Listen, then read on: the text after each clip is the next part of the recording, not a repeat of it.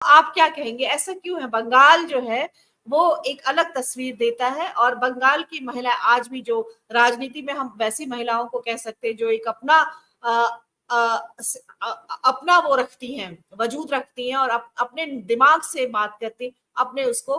तो आप देखते हैं कि बंगाल की वैसी महिलाएं हैं, चाहे वो ममता बनर्जी हो, एक आज की तारीख में सबसे सशक्त महिला राजनीतिज्ञों में से अगर हम नाम लेते हैं, तो उनका नाम सबसे पहले जहन में आता है अभी के वक्त में। जी।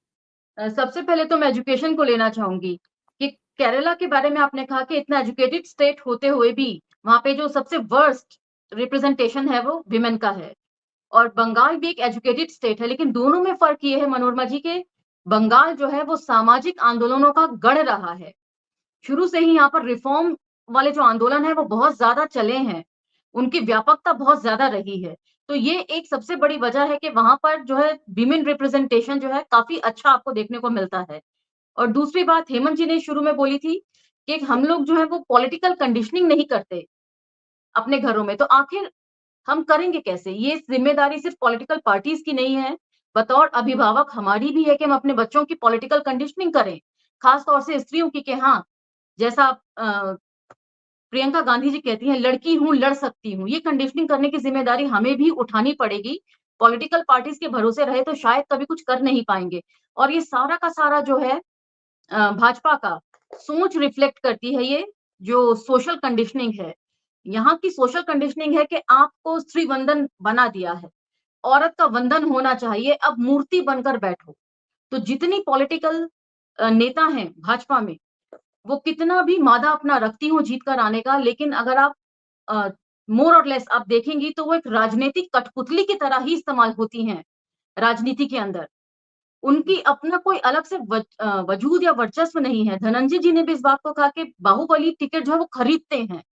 औरतों के पास फाइनेंशियल अपनी इंडिपेंडेंस नहीं है तो वो कैसे खरीदेंगे उस टिकट को? लेकिन बात यहाँ पर यह है कि सोशल कंडीशनिंग कुछ ऐसी है कि यदि औरतें जो है वो फाइनेंशियली स्ट्रांग भी हों तो भी वो ये डिसीजन लेने में हिचकती हैं। ये डिसीजन भी जो है वो इन्फ्लुएंस होता है घर के पुरुषों से।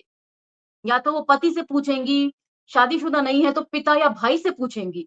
यहाँ भी वो इंडिपेंडेंट डिसीजन नहीं ले सकती हैं अपना। तो ऐसी बहुत सारी चीजें हैं जिनको हमें एक साथ रखकर देखना है कि सोशल कंडीशनिंग की बात यहाँ पर सबसे पहले होनी चाहिए, पॉलिटिकल कंडीशनिंग से भी पहले। मुझे कम से कम ऐसा ही लगता है कि सोशल रिफॉर्म के बगैर ये कंडीशनिंग जो है ना, बेमानी है। औरतों को ये कौन सिखाएगा?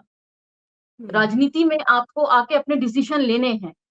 जो औरतें जीत कर आती हैं वो भी अपना डिसीजन खुद नहीं ले पाती हैं, और बहुत सारे सरपंच के चुनाव में भी हमने तो संजीव जी पहले इन सब चीजों के ऊपर चर्चा की थी, नारी शक्ति बंधन अधिनियम के तहत।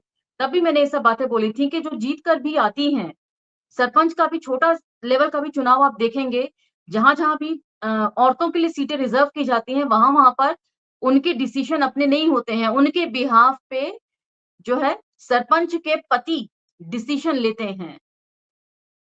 तो जिनको आप रिप्रेजेंटेशन दे मुखिया भी पति देंगे, कहा हाँ। जाता है। सही में, अगर आप हाँ। रिप्रेजेंटेशन दे भी देंगे तो भी उससे कोई स्थिति जो है ना सामाजिक तौर पर वो बदलने वाली है नहीं। औरतें अपने लिए भी स्टैंड नहीं ले पाती हैं, तो फिर वो समाज को बदलने के लिए स्टैंड कहाँ से लेंगी? कहाँ से उनकी लेंगे? जो भागीदारी है ना पॉलिसी मेकिंग में, वो भी नहीं यहाँ पर काउंट होती है। कि आप ठीक है, कठपुतली की तरह आप बैठी रहिए, ये आपका काम होगा, ये आपको सौंपा जाएगा, ये भाषण आपने यहाँ से देना होगा। जब आपसे कहा जाएगा वो भी तब। अपने आप से ये भी नहीं डिसाइड कर सकती कि फिंगर रेज करके वो कोई सवाल कर लें, वो कोई भाषण में एड ऑन कर दें। ये भी उन्हें बताया जाता है कि आपको कब, कहाँ, कितना और कैसे बोलना है। तो बहुत सारी चीजें हैं। सोशल कंडीशनिंग के ऊपर भी लगातार मुझे लगता है बात होनी चाहिए। पॉलिटिकल कंडीशनिंग तो काफी बात की बात हो जाती है। तो इन सब जी। चीजों पे, और एक और चीज, मनु मन के ऊपर जो संजीव जी ने बताया, मुसाफिर बैठा जी का, और संजीव जी ने कहा कि वो एक दलित स्त्री को किस तरह देखती है, अपर कास्ट स्त्री। तो सिर्फ बात यहाँ संजीव जी दलित स्त्री की नहीं है, वो एक दलित पुरुष को भी वैसा ही देखती है जैसा वो एक दलित स्त्री को देखती है। मैं भुक्तभोगी हूँ इसकी, मैं बता सकती हूँ क्योंकि मैं उस सिचुएशन को फेस करती हूँ। रतन जी फेस करते हैं उस सिचुएशन को। तो यहाँ पर मनुमन जो है वो सिर्फ स्त्री का स्त्री के प्रति नहीं है, सवर्ण स्त्री का दलित पुरुष के प्रति भी है।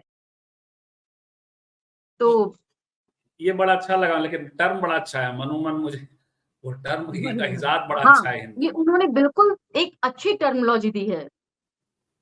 मैं समझती हूँ जनेब लीला के बाद मुझे ये टर्मिनोलॉजी है जो इतनी पसंद आ रही है, मनोमन। मुझे प्यार से लोग मनु कहते हैं, जो मेरा मतलब वैसे नाम है वो मनु है। वो तो आपका और प्यार भरा हमेशा नाम है, लेकिन आपको देख के वो फीलिंग नहीं आती मनुस्मृति वाली। हाँ, तो मैं दोस्तों मेरे सब में मेरा नाम जो है वो मनु ही है ना। और मुझे यही अच्छा सब भी मेरा लगता है कहना है देखिए। कि मतलब बजाय राजनीतिक कठपुतलियां तैयार करने के, हमें जो है एक स्ट्रॉन्ग कंटेस्टेंट तैयार करने के ऊपर जोर देना चाहिए। और घरों में अभिभावक के तौर पर हमारी भी जिम्मेदारी बनती है कि हम अपने आने वाली पीढ़ी को जो है इस तरीके से तैयार कर सकें। एजुकेशन तो हमें ही देनी है अपने बच्चों को, सही गलत मोर और लेस हमें ही समझाना होता है। तो ये चलिए, तो जिम्मेदारी अब मेरे ख्याल से सबको थोड़ी थोड़ी उठानी चाहिए।